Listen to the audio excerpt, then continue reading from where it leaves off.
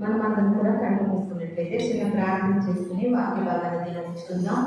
పరిశుద్ధులైన దేవా, మీ ఘనమైన శ్రేష్టమైన నామానికి వందనాలు స్తోత్రాలు చెల్లించుకుంటున్నాం ప్రభా. ఈ ప్రాముఖ్యమైన సమయంలో నీ సన్నిధానంలో ప్రభా నిలబడినటువంటి దేవదాసురాన్ని పూర్తిగా నడిపిస్తూ చేతులు మరుగు చేసుకుని, అయా నా తండ్రి, నాకు మాకు కావలసినటువంటి వర్తమానాన్ని అందించండి, మమ్మల్ని బలపరచండి, ఇంకను వాక్యానుసారంగా జీవించే జీవితాలను అనుగ్రహించమని, సమస్తాన్ని స్వాధీనపరుచుకుని నడిపించమని త్వరరాబోతున్న యేసు పరిశుద్ధ నామములో అడిగి వేడుకుని ప్రార్థిస్తున్నాను తండ్రి, ఆమేన్. ఈ చక్కటి సమర్పించినటువంటి దేవునికి వందనాలు. కుడి వచ్చిన మీ అందరికీ కూడా నా వందనాలు చెల్లిస్తూ ఉన్నాను.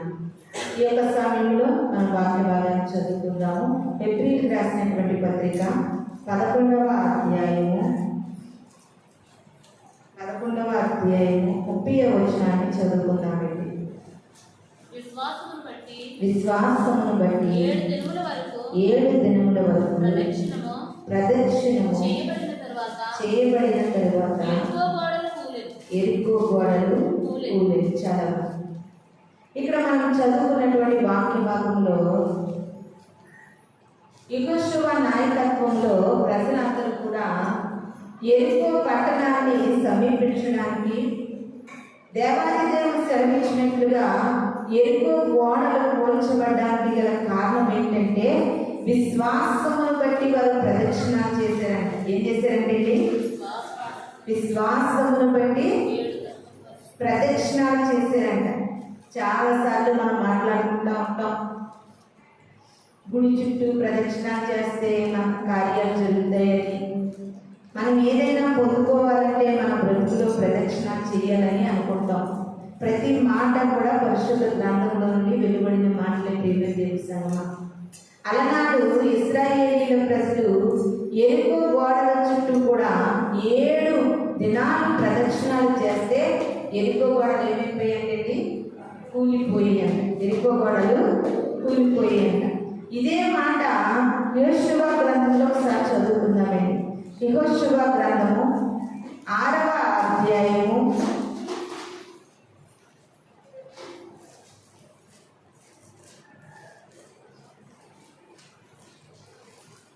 6వ అధ్యాయము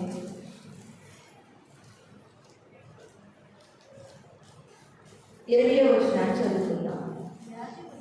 యాజకులు బోరలు ఊదగా ప్రజలు కేకలు వేసి, ఆ బోరల ధ్వని వినినప్పుడు ప్రజలు ఆర్భాటముగా కేకలు వేయగా ప్రాకారము కూలెను. చాలా ప్రజలందరూ కూడా ఆర్భాటంతో కేకలు వేయగా ఏం కూలిపోయిందండి? ప్రాకారం కూలిపోయిందండి. మనందరికీ కూడా చాలా సార్లు తెలిసినటువంటి వాక్య భాగమైనప్పటికీ ప్రియమైన దేవుని సంగమా, దేవుడి దినాన్ని వాక్య భాగం ద్వారా మనతో ఒక ప్రత్యేకమైన రీతిలో మాట్లాడుతూ ఉన్నారు. ఎరికో గోడలు కూలిపోయాయని మనం చాలా పాటల్లో కూడా వింటూ ఉంటాం. ఎరికో గోడలు కూలిపోయినట్లుగా మనం పాటలు పాడుకుంటాము. ఎరికో గోడలు 7 రోజులు బోరలు ఊది 7 దినాలు దేవుడిని స్తుతిస్తూ ఆరాధిస్తూ ఆ ప్రజలందరూ ఎరికో గోడల చుట్టూ 7 దినాలు తిరిగినప్పుడు ఎరికో గోడలు కూలిపోయిన సంగతి మనకందరికీ కూడా తెలుసు. అయితే ప్రియమైనటువంటి దేవుని సంగమా, ఎరికో గోడలు ఎందుకు కూలిపోయాయి? అసలు ఇశ్రాయేలీయుల ప్రజలు ఎరికోని కూల్చవలసినటువంటి అవసరం ఏంటి? అసలు ఇశ్రాయేలీయుల ప్రజలకి ఎరికోకి గల సంబంధం ఏంటనేది మనం ఆలోచన చేస్తే, అలనాడు ఐగుప్తు ప్రాంతానికి ఇశ్రాయేలీ ప్రజలు బానిసలుగా తీసుకుని వెళ్ళిపోబడ్డారు. బానిసలుగా వెళ్ళిపోయిన తర్వాత వారి ప్రాంతాలన్నీ కూడా వేరే వారు వచ్చి ఆక్రమించుకున్నారు. అలాగా ఆక్రమించుకున్నటువంటి వాటిలో ఒకటి ఎరికో పట్టణం. అలా ఆక్రమించుకున్న పట్టణం ఏంటి? ఎరికో పట్టణం. ఆ ఎరికో పట్టణాన్ని ఆక్రమించేసుకుని తర్వాత ఇశ్రాయేలీయులు ఐగుప్తు దేశం నుండి విడుదల పొందిన తర్వాత వారికి మొట్టమొదటిసారిగా ఎర్ర సముద్రం ఎదురయ్యింది. బాగా ఆలోచన చేయండి. ప్రతిదీ కూడా బయట గ్రంథంలో మనకి క్షుణ్ణంగా అర్థం కావాలో మనకు తెలియాలి. ఇశ్రాయేలీయుల ప్రజలు ఐగుప్తు దేశం నుండి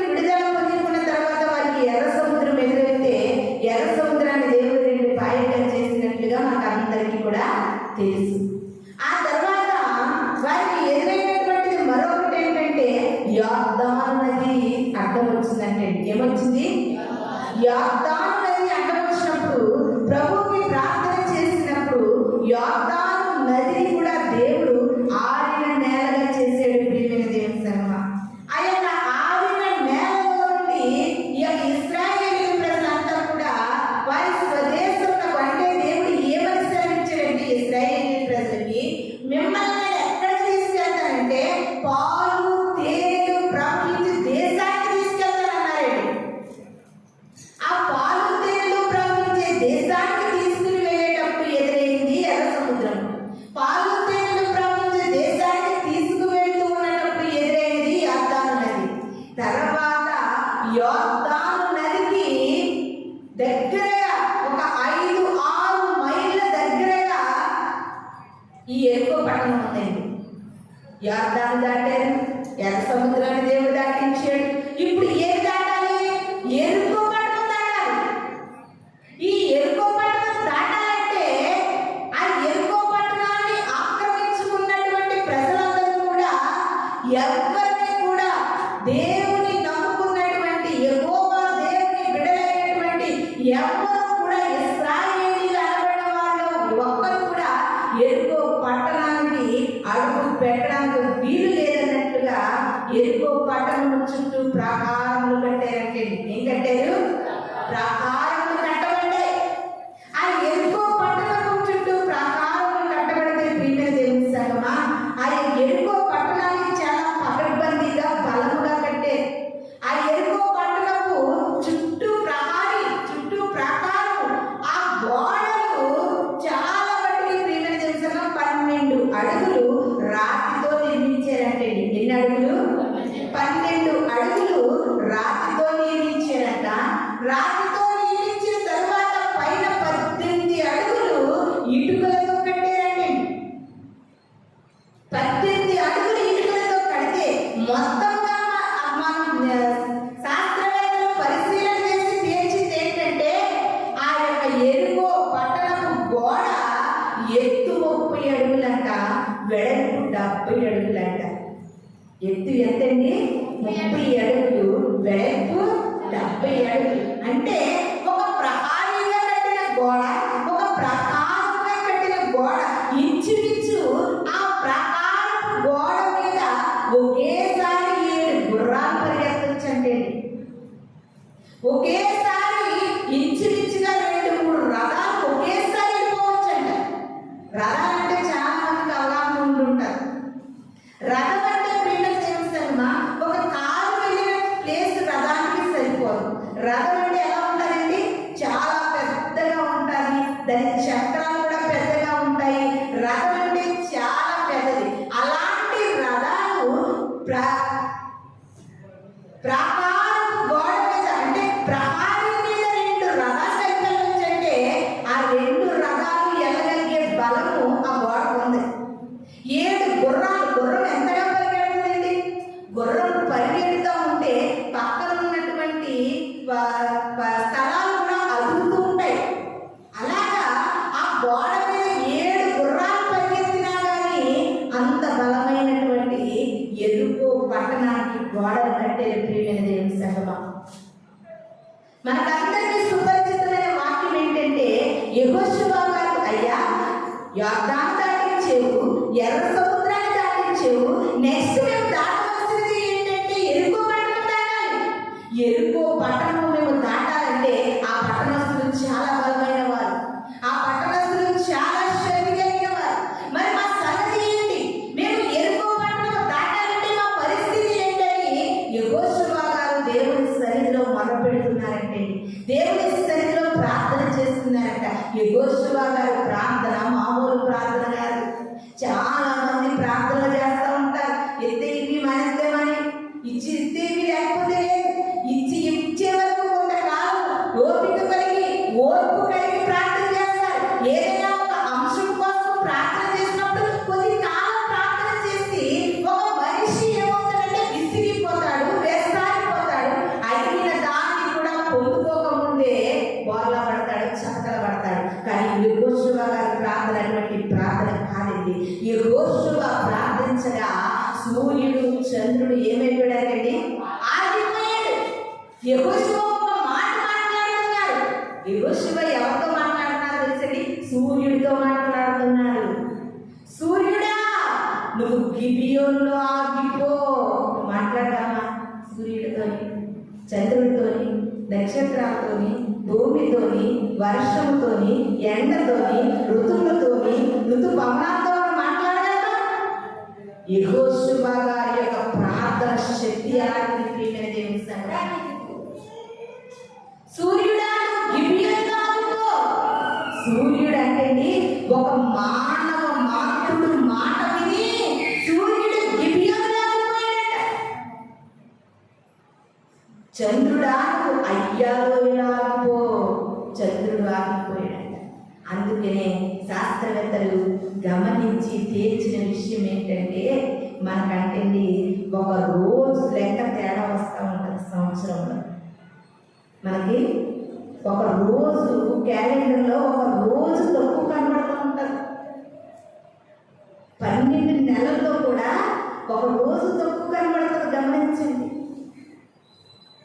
యెహోషువ గారి యొక్క ప్రార్థన అంత శక్తివంతం.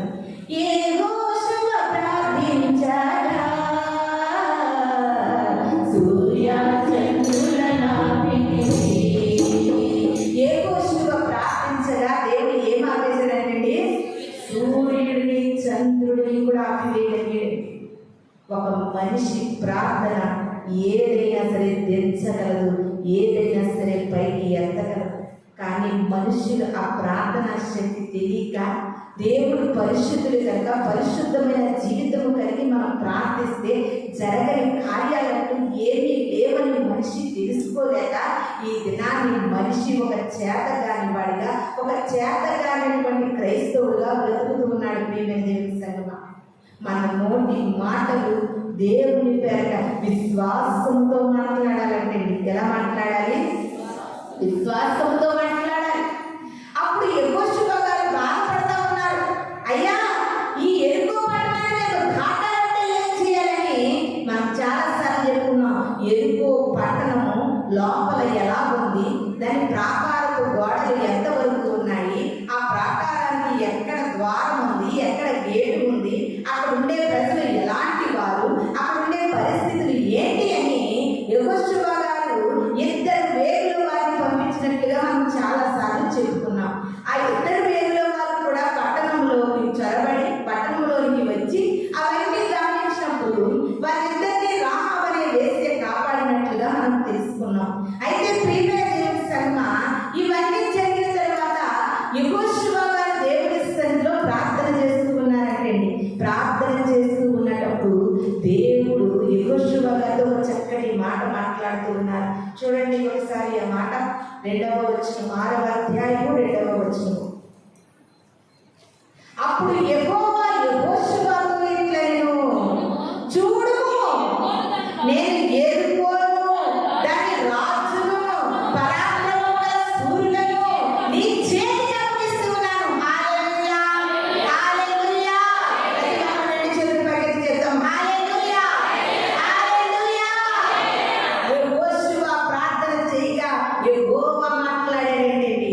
యెహోవా మాట్లాడుతూ అన్నారంట యెహోషువ గారితో, చూడు, నీ 2 కళ్ళు చూడగలిగితే నువ్వు చూడు నా శక్తిని.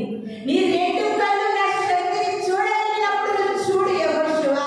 ఆ యొక్క పట్టణంలో ఉన్న రాజుని నేను చేతికి అప్పగిస్తాను. ఆ పట్టణంలో ఉన్న పరాక్రమవంతులను, ఆ పట్టణంలో ఉన్న బలవంతులను, ఆ పట్టణంలో ఉన్న శూరులను, ఆ ఎరుకో పట్టణాన్ని మొత్తం తెచ్చి ఒక బిస్కెట్ చేతిలో పెట్టినట్టుగా నీకు ఇస్తానన్నాడండి.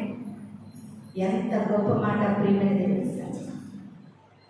నిజంగా క్రైస్తవులు పాటలు పాడటం వరకునే క్రైస్తవులు కాదండి, చేతల్లో కూడా క్రైస్తవ బిడ్డలు క్రైస్తవులుగానే ఉండాలి. మనము నమ్ముకున్నటువంటి దేవుడు ఏదైనా చేయగలిగినటువంటి దేవుడు. ప్రియమైన దేవుని సంగమా, ఆ మాటను యెహోషువ గారు దేవుడు ఇచ్చిన మాటను పట్టుకున్న తర్వాత ఆ ఎరుకో పట్టణం మీదకి యుద్ధానికి బయలుదేరి వెళ్ళడానికి ముందంటే ఒకసారి అది కూడా ఒకసారి చూద్దాం. 5వ అధ్యాయము యెహోషువ గ్రంథము 5వ అధ్యాయము 15వ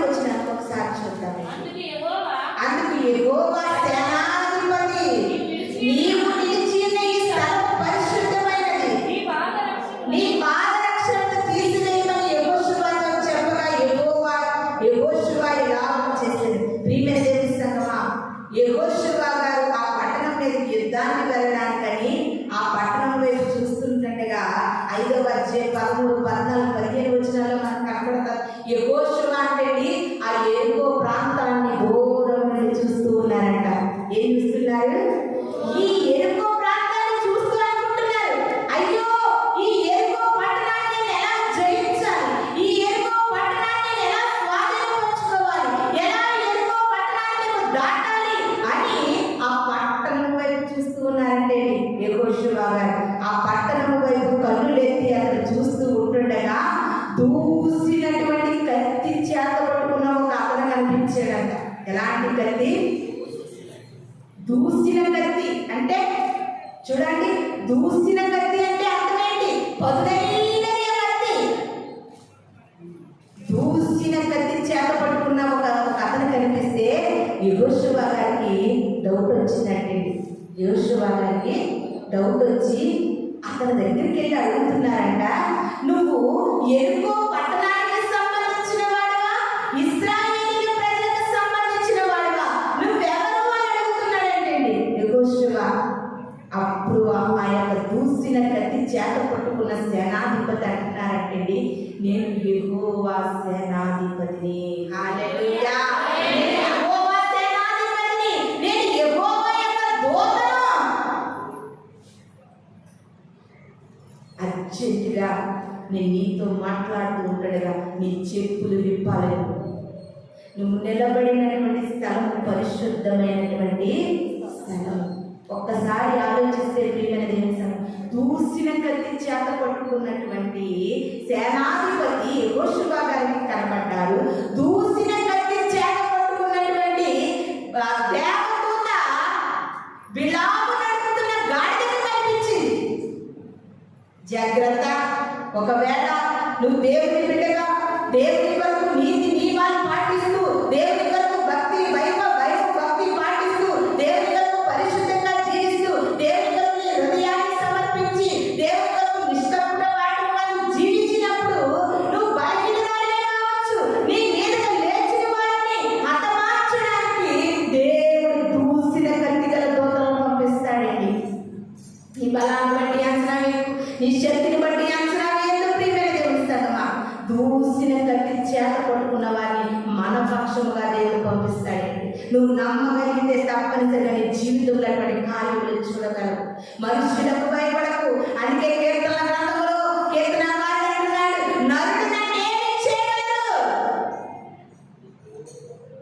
ఆయన ఆజ్ఞాపిస్తే దేవదూతల సైన్య సమూహాన్ని దించేయగలడండి. ఎలీషా గారి జీవితంలో దించేశాడు. అగ్ని రథాలను దించాడండి దేవుడు.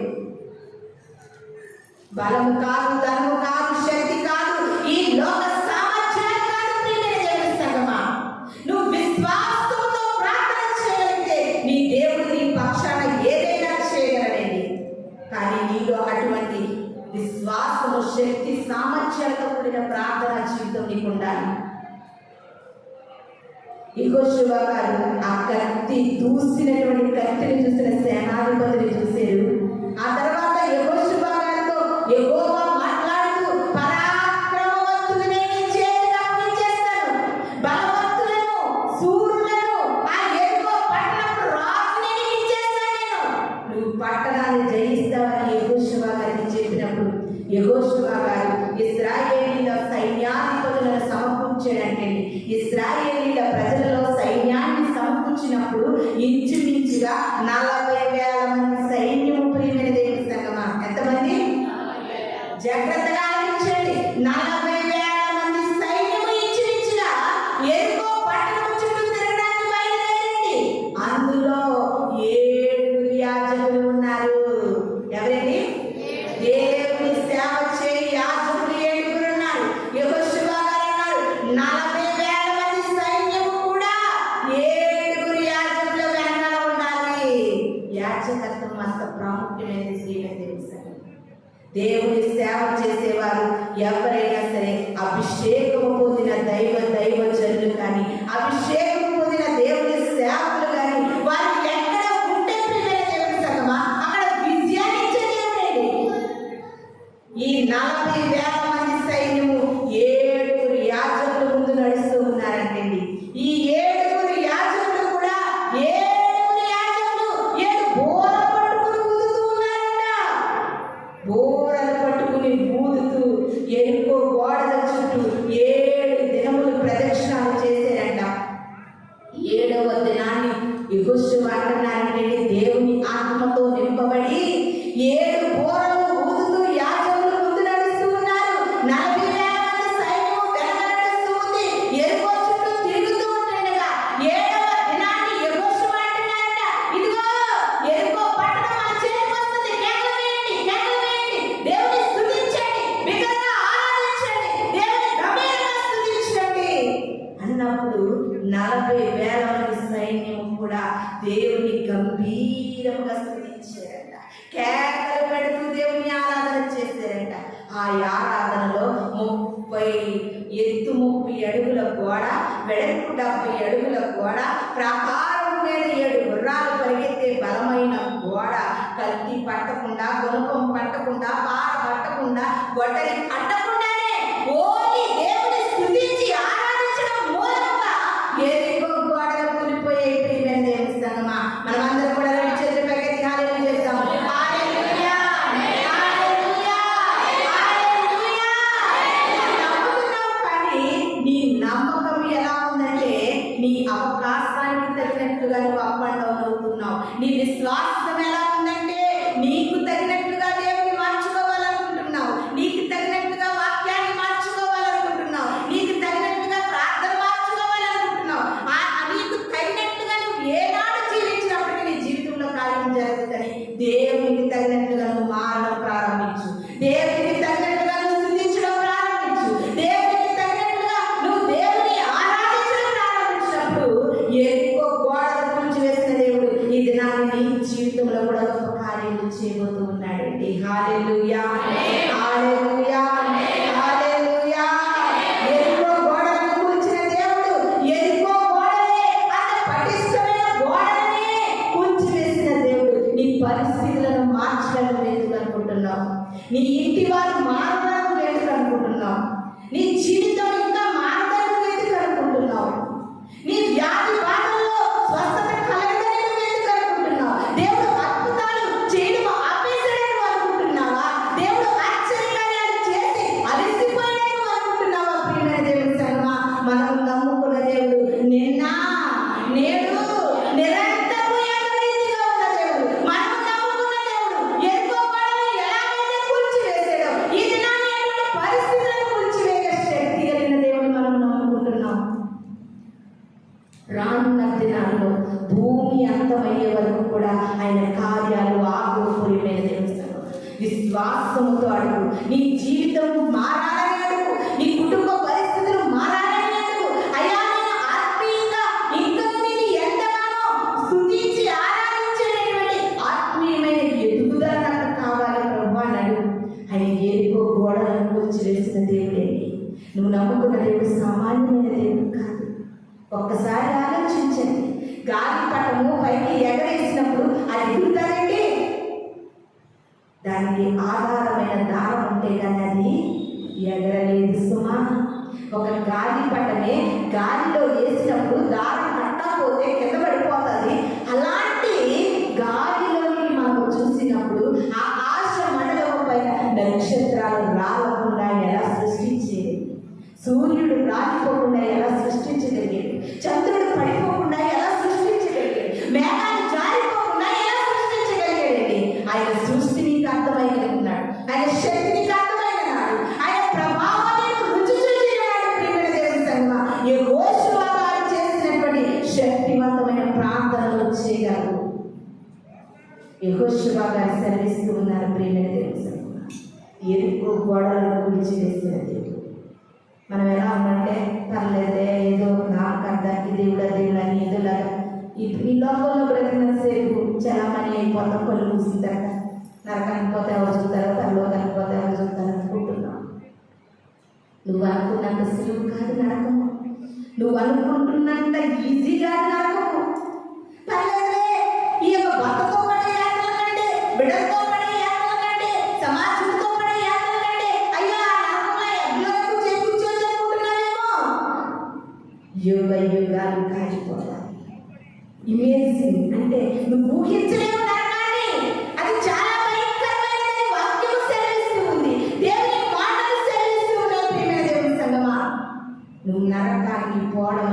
సులువైనటువంటి పరిస్థితులు కాదండి. నిజంగా చెప్పాలంటే ఆ భయంకరమైన నరకం నుండి తప్పించబడాలంటే విశ్వాసమును బట్టి జీవించండి. ఈ ఎబ్రీయులకు రాసిన పత్రిక మనం చదువుకున్నాం కదండి. అపోస్తలుడైన పౌలు గారండి ఈ ఎబ్రీయులకు రాసినటువంటి పత్రికలో 11వ అధ్యాయం అంతా కూడా విశ్వాసుల జాబితా అంటారు. ఏమంటారండి?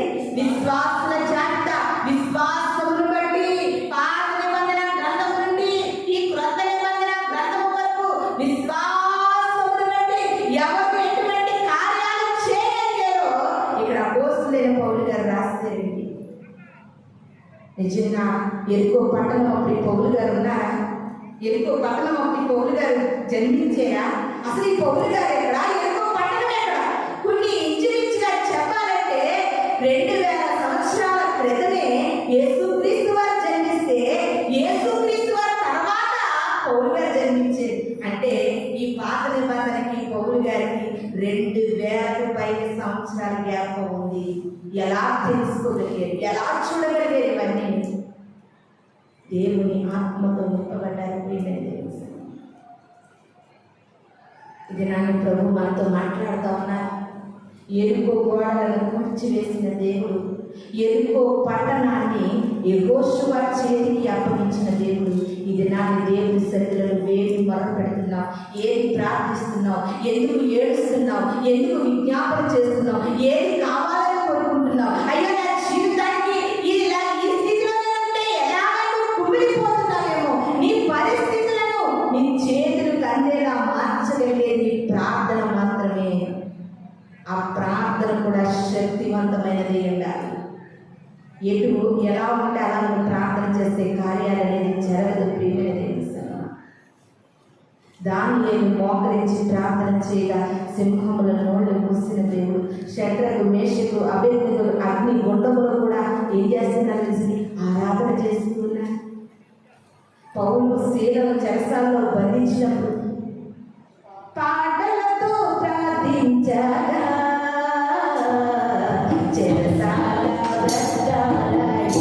ఎంతమంది ఈ దినాన్ని విశ్రాంతి దినమని పాటల్లో పాల్గొన్నారు? ఒకసారి ఆలోచించండి. పాటలతో ప్రార్థించగా చెరసాల పునాదులు సంఖ్యలతో నిలిచిపోయాయి. నువ్వు పాటలైపోతావు. సంఖ్యలు కాదు కదా, దాని తాళం కప్ప కూడా పడతావు నీ ప్రార్థన. ఒక్కసారి ఆలోచించు. లోకానుసరమైన పనులకి టైంకి ఎలా చేరుకోగలుగుతున్నావు? మందిరానికి ఎలా చేరుకోగలుగుతున్నావు? దేవుని మందిరం పట్ల నీ శ్రద్ధ ఎలా ఉంది? లోకానుసరమైన మందిరం పట్ల నీ శ్రద్ధ ఎలా ఉంది? ఎంత అరిచి ఢీకొట్టినా కానీ బండ హృదయాలు బద్దలు కావడం చాలా కష్టం అవుతుంది. ప్రియమైన తెలుసు, నిజంగా అనుకుంటున్నానండి. 30 అడుగుల ఎత్తు, 70 అడుగుల వెడల్పు ఎరుకో గోడల కంటే కూడా మీ హృదయాలు చాలా పటిష్టమైనవి. అంతకంటే బలమైనవి మీ హృదయాలు. బద్దలు కావు, చాలా కష్టం. యెహోషువ ప్రార్థించగా ఎరుకో గోడలు పోలే. ఎరుకో గోడల కంటే కూడా మీ గుండెలు చాలా రాతి గుండెలుగా మారిపోతున్నాయి. ప్రియమైన ఇది నాని ప్రభు మనతో మాట్లాడుతూ ఉన్నారు. దేవుని స్తుతించు, ఆరాధించు. దావీదు గారు ఆరాధన చేస్తూ ఉంటుండగా సౌలులో ఉన్నటువంటి దురాత్మలు అంటే ఆయనలో నుండి బయటకు పోతూ ఉన్నాయి. నీ ఆరాధన ఎలా ఉంది? ఇంకొకరిలో ఉన్నటువంటి దురాత్మ పోవడం మాట అట్లించు. నీలో దురాత్మ పోతున్నాయా? ఒక కోపం అనే దురాత్మ పోతుందా? ఒక ద్వేషం అనే దురాత్మ పోతుందా? ఒక కపటం అనే దురాత్మ పోతుందా? మోహపు చూపనే దురాత్మ పోతుందా?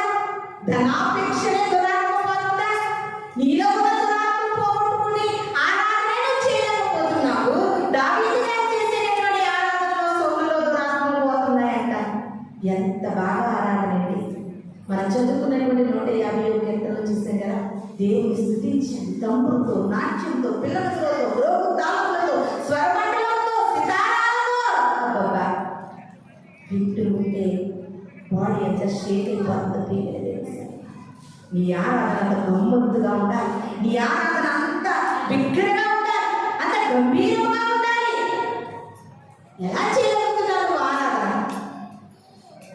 మంది ఒక సిస్టర్ గారు ఒకరు ఫోన్ చేస్తూ ఉంటారు ఒకసారి ప్రార్థన చేయించుకోవడానికి. ఆ అమ్మాయి అంటది, ఏ రోజునైనా పొరపాటున పనుండి ఆదివారం మానేసినాక మా ప్రార్థన, సోమవారం నాకు నష్టం కలుగుతుంది, సోమవారం నాకు కీడు వస్తుంది, సోమవారం నాకు శ్రమ వస్తుంది, అందుకని దేవుని మందిరానికి వచ్చేది. కీడు వస్తానేమో అని వస్తున్నావా? ఆదివారం ప్రార్థన మానేస్తే శ్రమ వస్తుందని వస్తున్నావా? ఆదివారం ప్రార్థన మానేస్తే నాకు కష్టం ఎదురవుతుందని వస్తున్నావు. ఇష్టంగా రావట్లేదు వారానికి, ఇష్టంగా రావట్లేదా? ఇష్టంగా అన్ని చోట్ల వెళ్ళగలుగుతున్నావు, దేవుని మందిరానికి ఇష్టంగా రాలేకపోతున్నావా? ఇది నన్ను ప్రభు అడుగుతూ ఉన్నాడే. ప్రభు అడుగుతున్నాడు, అన్నిటి పట్ల నీకు అపేక్ష ఉంది, కంగారు ఉంది, తొందర ఉంది, పరుగులేస్తావు, ఉరుకులేస్తావు, దేవుని మందిరం అనేసరికి సతకల పడతావు. ఎంత దౌర్భాగ్యము ప్రియమైన తెలుసు. చిన్నప్పటి నుండి దేవుడు అంటే తెలిసి, వాక్యం అంటే తెలిసి, క్రైస్తవ్యం అంటే తెలిసి, చెప్పినా అర్థం కాని మీకంటే నలుగురు అన్యజనులను కూర్చోబెట్టి దేవుని గొప్పతనాన్ని వివరించడం మొదలంటే మీకంటే ఎక్కువ వాళ్ళు ఎంతో జీవింపబడతారు. అందుకని దేవుడు ముందుగానే అన్నాడు, మొదటి వారు ఏమైపోతారంట, కడపటి వారు అయిపోతారు, కడపటి వారు మొదటి వారిగా మిగిలిపోతారు. ప్రియమైన తెలుసు, ఇది నాకు యెహోషువ గారి ద్వారా ఎరుకో గోడలను నేను కూల్చి వేస్తానని దేవుడు మాట ఇచ్చినట్టుగా కూల్చి వేసేది. ఎప్పుడైనా నీ జీవితంలో దేవుడు మాట ఇచ్చాడా? అసలు ఆ మాటను తీసుకునే అంత ప్రార్థనలు చేయగలిగేవా? నా జీవితంలో దేవుడు మాట ఇచ్చాడండి. ఇక్కడ ఒక పెంకిల్ నుండి ఇక్కడ రేషన్ జరిగేది, ఊహించలేదండి. అసలు నేను ప్రార్థన చేస్తున్నాను, దేవుడు ఈ స్థలంలో మందిరాన్ని ఇస్తానని నాకు మాట ఇచ్చాడండి. ఇచ్చాడు ప్రియమైన దేవుని సంగమా. నేను సంఘంలో చాలా మందికి చెప్పాను, దేవుడు ఇక్కడ మందిరాన్ని ఇస్తానన్నాడు. ఆ మందిరం ఇచ్చేటప్పుడు యెహోషువ గారిని ఎరుకో పట్టణంలో ఎదిరేటట్లుగా బలవంతులు ఎదిరయ్యారు, శూరులు ఎదిరయ్యారు, జగడాలు ఎదిరయ్యాయి, ఈ పరిస్థితులు ఎదురయ్యేవి. నిజంగా మేము ఎంత నలిగిపోయామో ప్రియమైన దేవుని సంగమా. అయినప్పటికీ కూడా ఇస్తానన్నవాడు నమ్మదగినవాడు. హల్లెలూయా, హల్లెలూయా. ఎన్ని పరిస్థితులు ఎదురైనా ఆయన మాట ఇచ్చాడని నేను ఎదురు చూశాను, మేము ఎదురు చూసాము. ఆ రీతిగా ఈ దినాన మందిరం స్థాపించబడింది. ఎప్పుడైనా నీ జీవితంలో దేవుని మాటను ఎప్పుడైనా పొందుకోగలిగావా? పొందుకోగలిగే శక్తివంతమైన ప్రార్థన నీకుందా? పొందుకోగలిగే బలమైన ప్రార్థన నీ జీవితంలో చేయగలుగుతున్నావా? ఎందుకే నీ జీవితము శక్తి లేని భక్తి చేయకు సంగమా. ఏ భక్తి చేయొద్దంటే సంగము, శక్తి లేని భక్తి చేయకు సంగమా. నీ భర్త అంటాడు, అతమానం ప్రార్థన కలుగుతున్నావు, నాకు బలహీన కొద్ది నీ ప్రార్థన నాకు పనిచేయలేదు అంటే ఆ మాటకు అర్థమేంటి? వారం వారం ఉడికి నీ ప్రార్థన పనిచేయలేదు, ఉడికి రాని నేను అంతే, ఇద్దరు సమానమే. శక్తి లేని భక్తి అండి సంఘానికి. ఇది నాకు శక్తిని పుంజుకోవాలి, శక్తిని పొందుకోవాలి. ప్రియమైన దేవుని సంఘం, మాట ఇచ్చి నెరవేర్చగలిగినటువంటి దేవుణ్ణి మనం నమ్ముకున్నాము. ఆయన ఏదైనా చేయగలిగిన దేవుడు. ఆయన ఉన్నది లేనట్టుగా, లేనిది ఉన్నట్టుగా మార్చగలిగే దేవుడు అండి. ఎరుకో పట్టణాన్ని యెహోషువ గారి చేతికి అప్పగించాడు. ఎరుకో గోడలు కూల్చబడ్డాయి, ప్రాకారం కూలిపోయింది, సైన్యమంతా పట్టణంలో నుంచి చెరబడ్డారు. రాజుని హతమార్చారు, సూర్యులను హతమార్చారు, సైనికులను హతమార్చారు, పరాక్రమవంతులను హతమార్చారు. ఆ పట్టణంలో వారి అందరినీ హతమార్చి పట్టణం అంతటినీ కాల్చివేశారు. ప్రియమైన తెలుసు, ఇది నాకు నీలో ఉన్నాయి, నువ్వు హతమార్చుకోగలుగుతున్నావా? ప్రార్థన ద్వారా దేవుడికి నచ్చని క్రియలు నువ్వు కాల్చివేయగలుగుతున్నావా? మనకు ఎలాంటి విశ్వాసం అంటే, యెహోషువ గారు ఎరుకో పట్టణం వైపు చూస్తూ దేవుడి సన్నిధిలో అడుగుతూ ఉంటే దేవుడు మాట్లాడాడు. మనం ఎలా అనుకుంటామంటే, ఉన్న సమస్యల వైపు చూస్తాము, ఉన్న రోగం వైపు చూస్తాము, ఉన్న కష్టాల వైపు చూస్తాము, ఉన్న ఇబ్బందుల వైపు చూస్తాము, పరిస్థితుల వైపు చూస్తూ ఉంటాము. కానీ దేవుని వైపు చూడగలిగే శక్తి మనకు లేదు. ప్రియమైన దేవుని, పరిగెట్టే వారిని చూస్తే పట్టుకునేవాడికి లోకువా. నువ్వు పరిస్థితులను చూసి భయపడుతూ ఉంటే అవి నీ కన్ను పట్టి పీడిస్తాయి. కాదు, దేవుని బట్టి పరిస్థితులతో మాట్లాడు, దేవుని బట్టి నీ సమస్యలతో మాట్లాడు, దేవుని బట్టి నీ స్థితిగతులతో మాట్లాడు. నువ్వు మాట్లాడాలి. నువ్వు మాట్లాడడం ప్రారంభిస్తే అపవాది గడగడలాడుతుంది. జాగ్రత్త. నువ్వు మాట్లాడినంతసేపు అది నువ్వు భయపెడుతూనే ఉంటావు. నువ్వు మాట్లాడాలి, నువ్వు మాట్లాడాలి. యేసు నామములో, యేసు శక్తి కలిగిన నామములో అపవాదిని జయించాలి. నువ్వు మాట్లాడినంతసేపు అది నిన్ను ఆట పట్టిస్తూనే ఉంటుంది. నువ్వు మాట్లాడాలి. యెహోషువ గారు నిజంగా సూర్యుడితో మాట్లాడకపోతే సూర్యుడు ఆగిపోయి ఉండేవాడా? చంద్రుడితో మాట్లాడకపోతే చంద్రుడు ఆగిపోతాడా? మాట్లాడారండి యెహోషువ గారు. సూర్యుడా, బుద్ధిగా లేదండి బాబు. అయితే ఆ సూర్యుడితో మాట్లాడిన సూర్యుడు పలుకుతాడా? ఉలుకుతాడా? యేసుక్రీస్తు వారి కొత్త నిబంధన గ్రంథంలో గాలితో మాట్లాడారండి. గాలితో మాట్లాడారు, సముద్రంతో మాట్లాడారు, తుఫానుతో మాట్లాడారు. ఆయన మాట్లాడడం ప్రారంభించు. ప్రార్థన ఈసారి అలా శక్తివంతంగా చేయండి. నీ సమస్యలతో ప్రార్థనలో మాట్లాడు, నీ వ్యాధితో మాట్లాడు, నీ బాధతో మాట్లాడు, నీ పరిస్థితులతో మాట్లాడు. దేవుడు గొప్ప కార్యం చేస్తాడు. ప్రియమైన దేవుని సంగమా, నువ్వు మాట్లాడు. ముందే ఇంకా విశ్వాసము, ముందే ఇంకా అపనమ్మకము. నేను మాట్లాడితే జరుగుతాయి ఏంటండి? జాగ్రత్త. నీ మాటలోనే అపనమ్మకం ఎదురవుతూ ఉంది, నీ మాటలోనే విశ్వాసం ఎదురవుతుంది. జరగండి. ఎబ్రిల్ రాసిన పత్రికలో ఏం చదువుతున్నా? విశ్వాసమును బట్టి వారు ఎరుకో ప్రాకారము చుట్టూ 7 దినాలు ప్రదక్షిణం చేసినప్పుడు ఎరుకో గోడ కూలిపోయినట్లుగా విశ్వాసమును బట్టి మాట్లాడు. అది ఎటువంటి మొండి బండ పరిస్థితులు, సమస్యలు, స్థితిగతులు, వ్యాధి బాధలైనప్పటికీ కూడా అవి కంపల్సరిగా కూలిపోతాయి. మాట్లాడాలంటే నీకు శక్తి కావాలి. అదే ప్రార్థన శక్తి. మాట్లాడు. యెహోషువ గారు ఎంత చక్కటి ప్రార్థన. మోషే గారి ప్రార్థన మరణాన్ని కురిపించింది. యెహోషువ గారి ప్రార్థన సూర్య చంద్రులను ఆపింది. దానియేలు ప్రార్థన సింహాల నోళ్లను పోయించి. ఇది నీ ప్రార్థన ఏమి చేయదు. ఒక్కసారి, ఒక్క క్షణం నిన్ను నువ్వు పరిశీలించుకో. నేను చేస్తున్నటువంటి ప్రార్థన మందిరానికి వెళ్ళి రావడం వల్ల నా భక్తి, అసలు నా భక్తిలో శక్తి ఉందా? అసలు నేను చేసే ప్రార్థన వల్ల ఏదైనా నా కుటుంబంలో నేను చూడగలుగుతూ ఉన్నానా? ఎవరిలోనైనా మార్పును చూడగలుగుతున్నానా? నా ప్రార్థన ఎవరినో ఎందుకండి, నా కుటుంబాన్ని మందిరానికి నడిపించే శక్తి కలిగిన ప్రార్థన నాకు ఉందా? ఒక్కసారి ప్రశ్నే వేసుకో. ఆ ప్రశ్నకి జవాబు చెబుతుంది లేదు అని చెబుతుంది. అంతే కదండి? లేదు, నీ ప్రార్థనలో శక్తి లేదు. నేను చెప్పడం కాదు, నీ జీవితమే నీకు ఒక జవాబు చెబుతూ ఉంది. ప్రియమైన దేవుని సంగమా, ఇది నా యెహోషువ గారి జీవితాన్ని దేవుడు మన కళ్ళ ముందు పెడుతూ ఉన్నారు. యెహోషువ గారి నాయకత్వంలో జరిగినటువంటి అద్భుత కార్యాలు, ఆశ్చర్య కార్యాలు. ప్రియమైన దేవుని సంగమా, ఎరుకో పట్టణాన్ని, ప్రియమైన దేవుని సంగమా, హీబ్రూ భాషలో ఎరుకో అనగా ఎరిన్నో అని అర్థం. ఏంటండి? బైబిల్ గ్రంథము తెలుగులోనే లేదండి. గ్రీకు, లాటిన్, హీబ్రూ భాష, ఇంకా పారిస్ భాష, చాలా రకాలుగా ఉంది బైబిల్. ఇవన్నింటినీ తర్జుమా చేసి భక్తులు మన తెలుగు వాళ్ళకి తెలుగు బైబిల్ ప్రింట్ చేశారు, ఇంగ్లీష్ వాళ్ళకి ఇంగ్లీష్ బైబిల్ ప్రింట్ చేశారు, ఉర్దూ వాళ్ళకి ఉర్దూలో ప్రింట్ చేశారు. బైబిల్లో ఒక్క మాటకి ఎన్ని అర్థాలు ఉన్నాయో. ఈ ఎరుకో అనే మాటకి హీబ్రూ భాషలో ఎరిన్నో అనే అర్థం. ఆ మాటకి అర్థం ఏంటంటే సువాసన గల పట్టణం. ఏ పట్టణం అంటే? సువాసన గల పట్టణం. ఎరుకో అంటే సువాసన.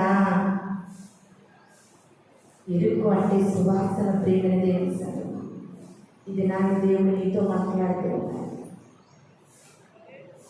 ఎరుకోలాంటి ఎలాంటి మొండి పంట పరిస్థితులతోనైనా సరే నువ్వు ఇది నాన్న విజయం పొందుకోవాలి. ఎందుకంటే దేవుని వాక్యమే కార్యము, వాక్యమే నీ జీవితంలో కార్యము చేస్తుంది.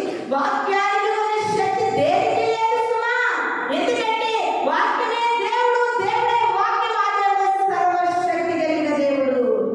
వాక్యమును జాగ్రత్తగా వినగలిగితే, వాక్యమును అర్థం చేసుకోగలిగితే, వాక్యాన్ని జీవితంలో అన్వయించుకోగలిగితే ఆ వాక్యం నీ బ్రతుకులో గొప్ప అద్భుత కార్యాలు చేస్తుంది. హల్లెలూయా, హల్లెలూయా, హల్లెలూయా. ఇంకొక మాటను చూద్దామండి. యెహోషువ గ్రంథము 6వ అధ్యాయము 26 నుంచి ఒకసారి చదువుకుందాం. ఆ కాలమున యెహోషువ జనుల చేత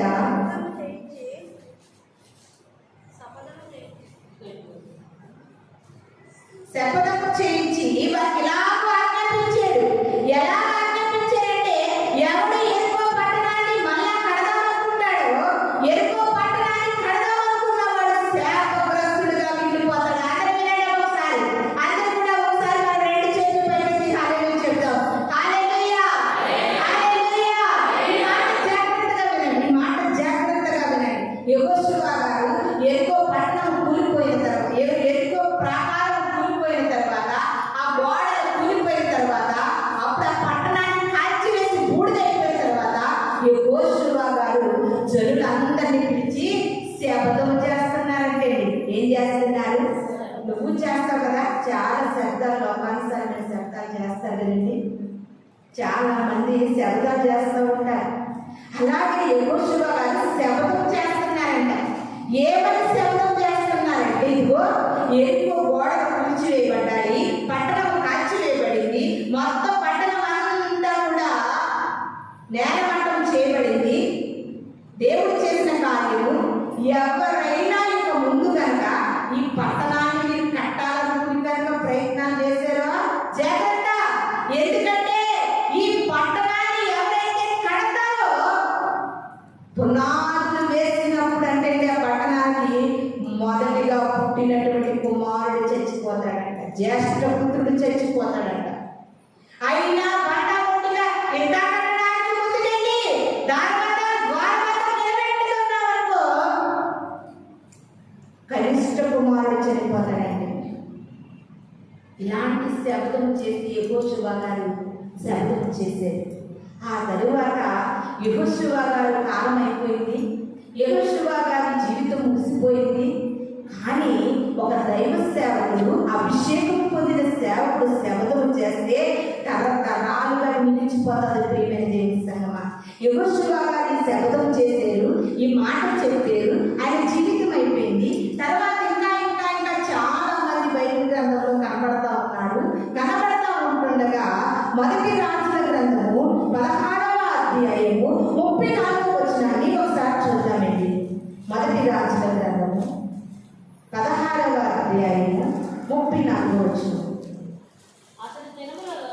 అతని దినములలో కల్దీయుడైన హీయేలు యెరికో పట్టణాన్ని కట్టిస్తూ ఉన్నాడు.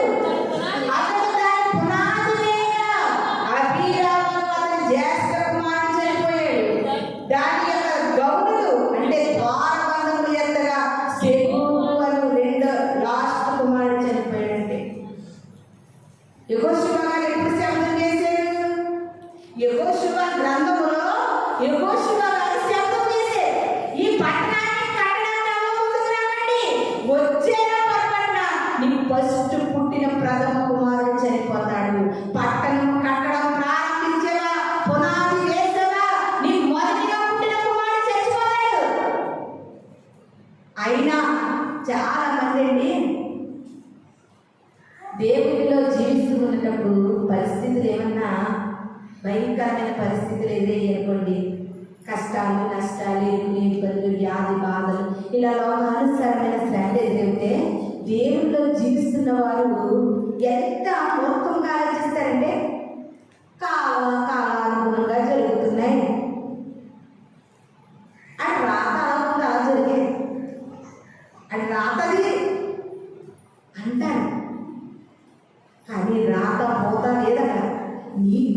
తగిన ప్రతిఫలం నేను పొందుకుంటుంటాం. భూలోకంలో కూడా చాలా మంది అదే దేవుని నమ్ముకున్న బిడ్డలు దేవుని పరంగా ఆలోచించేవారు అనుకుంటారు, నాకు ఈ పరిస్థితులు ఎదురయ్యి అంటే నా ఆత్మీయతలో ఎక్కడో తేడా పడుతుంది, ఎక్కడో ఉంది, ఏదో ఉంది, అది నేను సరి చేసుకోవాలి.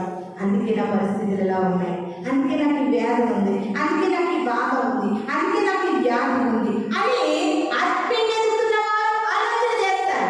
ఆత్మీయంగా ఎదగలేని రెండో ఉంటారు కదా క్రైస్తవులు, వారు అనుకుంటారు నా రాత్రి ఇలా ఉంది, ఇలా పోతున్నాను అంతే, ఏం జరగదో అంత భగవంతుడి చేతిలో ఉంది, అలా పోతుంది అనుకుంటుంటారు. అలా అనుకుని ఈ యొక్క కల్దీయుడైనటువంటి ఈ యొక్క హియర్ అనుకున్నాడంటే ఎరుకో పట్టణాన్ని కడుకోకుండా తన పెద్ద కుమారుడు చనిపోవాలనుకున్నాడంట. అది రాత అన్నాడు, చనిపోయాడు అనుకున్నాడంటే ఆపలేదంట. పునాది అయిపోయింది, తర్వాత ద్వారబంధాలు గౌనులు ఎత్తాడంట. గౌనులు ఎత్తినప్పుడు కనిష్ట కుమారుడు చనిపోయాడంటే. నిజంగా ఈ హియర్ ఉన్నాడు చూడండి, యెహోషువ నాయకత్వంలో యెహోషువ శపథం చేసినప్పుడు అది ఇతనికి తెలియదా? తెలుస్తుంది కంపల్సరీ. ఇప్పుడున్న మన అందరూ కూడా మన పూర్వీకులు, మన అమ్మ నాన్న, తాతయ్య నాన్నమ్మ, అమ్మమ్మ తాతయ్యలు ఎవరెవరు ఆ యొక్క పూర్వపు రోజులు చెప్పి నీకు తెలియదా? ఎందుకు తెలియదు? గడపే కూర్చోదమ్మా, తెలియదేంటి? అది నువ్వు పెట్టిన శాస్త్రం కాదు, నీ పూర్వీకులు పెట్టిన శాస్త్రం నీకు తెలుస్తుందా? పిల్లలు అది నువ్వు పెట్టింది కదా, అది పెట్టింది నీకు తెలుస్తుందా? భర్త చనిపోయిన స్త్రీ ఎదురైతే వెళ్ళమ్మా, మంగళవారం పూట ఆటలను తీసుకురామ్మా. ఈ యొక్క పారంపర్యాచారాన్ని ఎవరంటారు? మన పూర్వీకులు పెట్టే అవి ఇప్పటికీ ఆచరిస్తున్నాం కాదని నేను అన్నాను. నువ్వు ఆచరిస్తున్నావు అని తెలిసి నువ్వు ఆచరణలోనే పెట్టేవాయి, దాన్ని ఇంకా నువ్వు తీసివేయలేదు. నీకు ఇంకా కొన్ని ఆచరణలో నీ హృదయంలో అవి పెరుగుతూ ఉన్నాయి వృక్షాల, అవి కూడా మనలో ఉండకూడదు. ప్రియమైన దేవుని అలాగే ఈ యొక్క హియరు చరిత్రలోకి వచ్చేసరికి యెహోషువ నాయకత్వం నుండి ఈ హియరు యొక్క జీవితం దగ్గరికి వచ్చేసరికి మధ్యలో గ్యాప్ ఎన్ని సంవత్సరాలు చెప్పిన 500 సంవత్సరాల గ్యాప్ వచ్చిందంటే యెహోషువ గారి నాయకత్వానికి ఎరుకో కూడా కూలిపోయినప్పుడు కాలానికి మళ్ళా పట్టణాన్ని కట్టడానికి ప్రారంభించాడు కదా హియరు అనేటువంటి వ్యక్తి. ఇతనికి మధ్యలో ఎంత గ్యాప్ వచ్చింది? 500 సంవత్సరాల గ్యాప్ వచ్చిందంట. అప్పుడు అందరూ అంటారు కదా, అయ్యా నువ్వు పట్టణాన్ని కట్టడానికి ముందుకు రాకు, యెహోషువ శపథం చేసేది, శపథం చేసిన యెహోషువ మామూలు కాదు. యెహోషువ ప్రార్థన చేసినప్పుడు ఆయన సూర్యుడిని ఆగిపోమంటే ఆగిపోయాడయ్యా, చంద్రుడిని ఆగిపోమంటే ఆగిపోయాడు, యోర్దాను దాటాలంటే దాటాడు, ఎరుకో కావాలంటే పొందుకున్నాడు. ఆయన చేసిన ప్రార్థన మామూలు ప్రార్థన కాదయ్యా. అటువంటి ప్రార్థన పరుడు ఒక శపథం చేశాడు, ఎరుకో పట్టణాన్ని ఎవడైతే కడతాడో వాడి జ్యేష్ఠ పుత్రుడు చచ్చిపోతాడని. ఎరుకో పట్టణానికి పునాదులు వేసి తర్వాత ద్వారబంధాలు ఎవరైతే నిలబెడతాడో వాడు రెండో కొడుకు కూడా చచ్చిపోతాడు అని ఎవరు చెప్పలేదంటారా? నాకైతే చెప్పారనే అనిపిస్తూ ఉంది. అయినా మొండికి వెళ్ళాడండి హియర్. యెహోషువ చచ్చిపోయిందిలే, జాగ్రత్త సుమా. దేవునితో అభిషేకించబడిన వారు చచ్చిపోయినా వారి మాటలు బ్రతికి ఉంటాయి. జాగ్రత్త గుండెల్లో పెట్టుకోండి. వారు మరణించిన వారు చేసిన వాగ్దానాలు బ్రతికే ఉంటాయి. వారి లోకాన్ని విడిచిపెట్టినా వారు ఏ మాటలైతే ప్రభువులో పలికారో ఆ మాటలు బ్రతికే ఉంటాయండి. మనిషి చచ్చిపోవచ్చు కానీ వాక్యము మాత్రము, వాక్యానికి అన్నది కూడా మరణం అనేది లేదు. ప్రియమైన చూసారా, ఏనాడు శపించాడు, ఏనాడు శబ్దం పెట్టాడు, మధ్యలో 500 సంవత్సరాలు గడిచింది, మళ్ళీ పునాది వేశాడు, మొదటి బిడ్డను పోగొట్టుకున్నాడు. అయినా అందరూ చెప్పినా వినకుండా మళ్ళా ఇంకొకటి వేసాడు, రెండో కొడుకు కూడా. నీ జీవితం ఎలా ఉంది? చరిత్రను పక్కన పెట్టండి, ఈ బైబిల్లో ఉన్నటువంటి చరిత్రలో ఉన్నటువంటి ఈ వాక్యాన్ని పక్కన పెడితే నీ జీవితం ఎలా ఉంది? ఆల్రెడీ తెలిసి తెలియని పరిస్థితుల వల్ల కొంత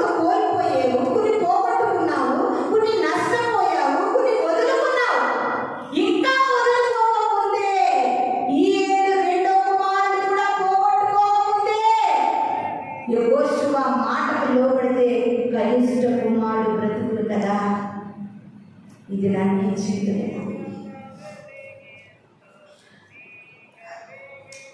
దేవుని ఆయాసకరమైన జీవితం వల్ల చాలా ఆరోగ్యాన్ని కోల్పోయావు. మరణించక ముందే ఎప్పటికైనా మాటలో ప్రియమైనది ఆయనకు విరోధమైన ఆయుధం ఏది వర్తిల్లదు. ఆయనకు విరోధంగా మనం ఏది చేసినప్పటికీ అది వర్తిల్లదు. కనుక ఇది నన్ను ప్రభు మనతో మాట్లాడుతూ ఉన్నారండి, మనతో మాట్లాడుతూ ఉన్నారు. నీ జీవితం ఎలా ఉంది? నీ పరిస్థితి ఎలా ఉంది? ఈ బైబిల్ గ్రంథంలో ఏది కూడా బుర్రకథలు, కట్టుకథలు కాదు. పిల్లలకి ఏడు రాజులు 7 శాపం తెచ్చారనే కథ కాదు. ఇది జరిగినటువంటి నిజ సంఘటన. ఇది జరిగిందని ఎలా చెప్పగలుగుతూ ఉన్నామంటే, బ్రిటిష్ వారంటేని కెన్యా అనేటటువంటి ఒక వ్యక్తి ఈ శాస్త్రవేత్తలన్నీ ఆధారాలు సేకరిస్తూ ఉన్నప్పుడు ఎరుకో పట్టణం గోడలు కూలిపోయే చూడండి. ఆ ఆధారాలను గమనించారంటండి. ఎరుకో పట్టణం అంతా కూలిపోయినప్పటికీ ఎరుకో పట్టణంలో ఒక ఇల్లు మాత్రం నిలిచిందా లేదా? ఏ ఇల్లది?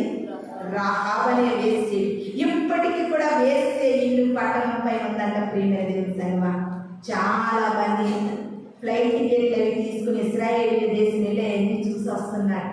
ఆధారాలతో ఉన్నది బైబిల్ ఒకటే. ఈ చరిత్ర గ్రంథాల్లో, మత గ్రంథాల్లో అన్నిటిలో కూడా ఆధారాలతో, పురాతన వస్తువుల ఆధారంతో, పూర్వకాలపు ఆధారాలతో ఈ దినాన్ని ఉన్నటువంటి గ్రంథం ఉందంటే అది బైబిల్ గ్రంథము మాత్రమే. ప్రియమైన దేవుని సంగమా, ఆలోచన చేయండి. అటువంటి ఆధారాలతో కూడినటువంటి వాక్యం ఈ దినాన్ని జీవితానికి అందించబడుతూ ఉంటే నీవు ఎంతగా స్పందిస్తూ ఉన్నావు? ఆ వాక్యానికి నువ్వు ఎంతగా లోబడుతూ ఉన్నావు? ఎరుకోబడాలని కూర్చిన దేవా, నా పరిస్థితులను మార్చు అని ఎక్కడ అనుమానం లేని ప్రార్థన నీకుందా? ఆలోచన చేయండి. ప్రియమైన దేవుని సంగమా, ఇది నన్ను ప్రభు మనతో మాట్లాడుతూ ఉన్నాడు. ప్రభు మనతో మాట్లాడుతూ ఉన్నారు. ఏ ఎరుకో గోడలైతే 30 అడుగుల ఎత్తు, 70 అడుగుల వెడల్పు ఉన్నాయో, ఈ దినాన్ని చైనా గోడ కూడా ఇదే కొలతలతో కట్టారంటండి. చైనా గోడలు కూడా ఆధారాలతో కూడినటువంటి దేవుని యొక్క వాక్యము. ప్రియమైన దేవుని సంగమా, ఇదేదో నిన్ను మభ్య పెట్టడానికి, లేకపోతే దేవుడిలోకి నిన్ను ఇంకా ఆకర్షించడానికి ఏది చెప్పే కళ్ళబొల్లి మాటలు కాదు. బైబిల్ చరిత్ర ఆధారాలతో లిఖించబడిన గ్రంథము. ప్రియమైన దేవుని సంగమా, ఇది నా గ్రంథము మనతో మాట్లాడుతూ ఉంది. యెహోషువ కోసము మనతో మాట్లాడుతూ ఉంది. ఇది నాని నీ జీవితం ఏ రీతిగా ఉంది ఒకసారి ఆలోచన చేయాలి. ఈ ఎరుకో పట్టణం కొరకండి ఇంచుమించుగా బైబిల్ గ్రంథం అంతా కూడా మనం ఆలోచన చేస్తే ఎరుకో పట్టణము, ఎరుకో అనే మాట బైబిల్ గ్రంథంలో 63 సార్లు రాయబడి ఉంది. ఎన్నిసార్లు అండి? ఎప్పండి అలా మూసుకున్నటువంటి కంపు కొడతాయి. బైబిల్ గ్రంథంలో ఎరుకో అనే మాట ఎన్నిసార్లు రాయబడింది? 63 సార్లు రాయబడి ఉంది. ఆ ఎరుకో పట్టణం కూడా యేసుక్రీస్తు ప్రభువు వారు నడిచి వస్తూ ఉంటే భక్తిమయ్యని గుడ్డివాడు స్వస్థత పొందింది ఎరుకోలోనే. ఎరుకో పట్టణం గుండా దేవాది దేవుడు నడిచి వస్తున్నప్పుడు ఏడు చెట్టు ఎక్కింది చెక్కగా ఎరుకోలోనే. ఎరుకోలో దేవుడు చాలా కార్యాలు చేశాడు. ప్రియమైన దేవుని సంగమా, ఎరుకో సువాసన గలది. ఎరుకో అనే మాట ఇది నా నీ జీవితం కూడా ప్రభు కొరకు సువాసన వెదజల్లే జీవితముగానే ఉందా? సువాసన కొరకు కూడా బైబిల్లో చాలా చోట్ల రాయబడి ఉందండి.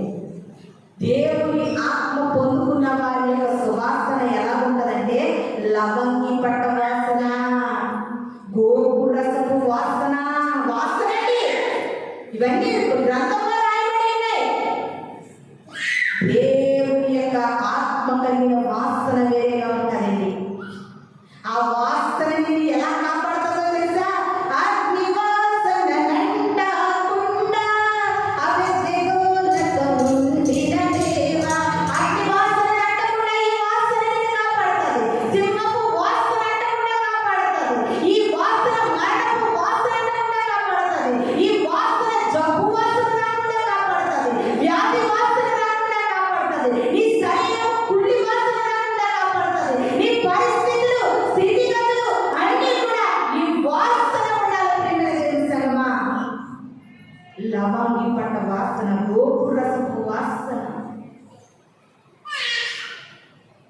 ఆ వాసనకి మారు పేరుగానే పాపాత్మురాలైన స్త్రీ అచ్చ జటామాంసి అత్తర తెచ్చి ప్రభు మీద పోసిందండి. సువాసన సువాసన ఇల్లంత సువాసన, ఆరాధన ఆరాధన ఆత్మీయ ఆరాధన. సీమోను ఇంటిలో సువాసన, సీమోను ఇంటిలో ఆరాధన. ప్రియమైన దేవుని సంగమా, ఆ భోజన పంక్తిలో సీమోను ఇంటిలో అభిషేకం చేసింది ఎంతో యేసయ్యకు. ఆ భోజన పంక్తిలో సీమోను ఇంటిలో అభిషేకం చేసింది ఎంతో యేసయ్యకు. సువాసన సువాసన ఇల్లంత సువాసన, ఆరాధన ఆరాధన ఆత్మీయ ఆరాధన. హల్లెలూయా హల్లెలూయా. ఎరుకో అనగానే సువాసన.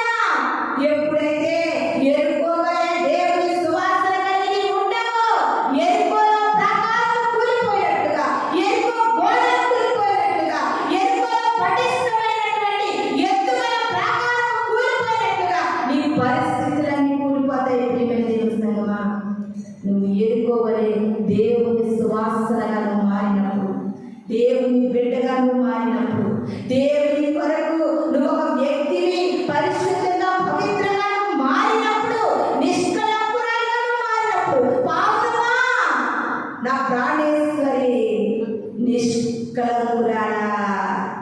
ఏం పేరేంటి? నిష్కళంకురాలా.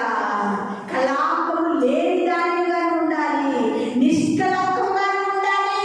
ఎఫెసీయులకు రాసిన పత్రికలో అపోస్తలుడైన పౌలు గారు అంటున్నారు, పెళ్లి కుమారుడైన యేసుక్రీస్తు రానైనప్పుడు పెళ్లి కుమార్తెగా నువ్వు ఎలా ఉండాలి తెలుసా? ముడత ఉండకూడదు, కళాంకం ఉండకూడదు, మచ్చ ఉండకూడదు, దాగు ఉండకూడదు. నిష్కళంకురాలిగా నువ్వు ఎదురు చూసే బిడ్డగా ఉండాలి. అలాంటి ఆత్మీయ జీవితం కలిగిన వారే దేవుని సన్నిధానానికి వ్యక్తపడతారు. ప్రేమ ఇది నా ప్రభు మాట మనకు సెలవిచ్చినట్టు, ఏ పరిస్థితుల్లో యెహోషువ ప్రార్థన చేయగా గొప్ప కార్యాలు చేయలేయో, ఇది నాన్ని నీ ప్రార్థన వల్ల కూడా అటువంటి కార్యాలు పొందుకోవాలని ఈ కొద్ది మాటలు దేవుడు మన వెలుగులో దీవించి ఆశీర్వదించేదాకా కళ్ళు మూసుకున్నట్లయితే ప్రార్థన చేసుకుందాం. పరిశుద్ధుల గొప్ప దేవ, మహోన్నతుడ, ఆశ్చర్యకరమైన తండ్రి, ఈ పరిశుద్ధమైన పాదముల వందనాలు స్తోత్రాలు చెల్లించుకుంటున్నాం. ఎంతో మంది క్రైస్తవ బిడ్డలుగా బ్రతుకుతూ ఉన్నారు, కానీ వారిలో భక్తి ఉంది, కానీ శక్తి లేని భక్తి ప్రభువా. ఆచారంగా దేవుని మందిరానికి వస్తున్నారు, అలవాటుగా వస్తున్నారు, అయా పారంపర్య ఆచారాలను బ్రతుకుతూ ఉన్నారు ప్రభువా. ఇది నా నేను సూటిగా తేటగా ప్రతి ఒక్క బిడ్డలతోని దూరాన సమీపాన ఉన్న ప్రతి ఒక్కరితోనూ మాట్లాడినందుకే నీకు వందనాలు ప్రభువా. అయా ఎరుకో గోడలు కోల్చబడినట్లుగా ప్రభువా, ప్రతి పాపపు కాడి విరగొట్టబడాలి తండ్రి, ప్రతి పాపపు ఆలోచన కూలిపోవాలి ప్రభువా. నీకు వ్యతిరేకమైన ప్రతి క్రైస్తవ జీవితాన్ని యేసు నామములో కోల్చండి ప్రభువా. ఒక నూతన జీవితాన్ని లేవనెత్తండి ప్రభువా. నీ కొరకు ప్రభువా నిలబడేటటువంటి వ్యక్తులుగా ప్రభువా, నీ కొరకు నా తండ్రి నాయన అయా నా తండ్రి నిలబడి ప్రభువా నిన్ను ప్రకటించి నీ సువాసన వెదజల్లేటటువంటి క్రైస్తవ బిడ్డలందరినీ కూడా నా తండ్రి నాయన మీరు నిలవబెట్టమని, వాక్యమైన ప్రతి ఒక్కరిలో ఈ యొక్క వాక్యము నీరు కట్టి ఫలింపచేయమని తండ్రి ఈ కొద్ది ప్రార్థనని బాధసంధి చేర్చుకున్నామని వాళ్ళ రాబోతున్న యేసు పరిశుద్ధ నామములో అడిగి వేడుకుని ప్రార్థిస్తున్నాను తండ్రి. ఆమేన్. మీ అందరికీ వందనాలు.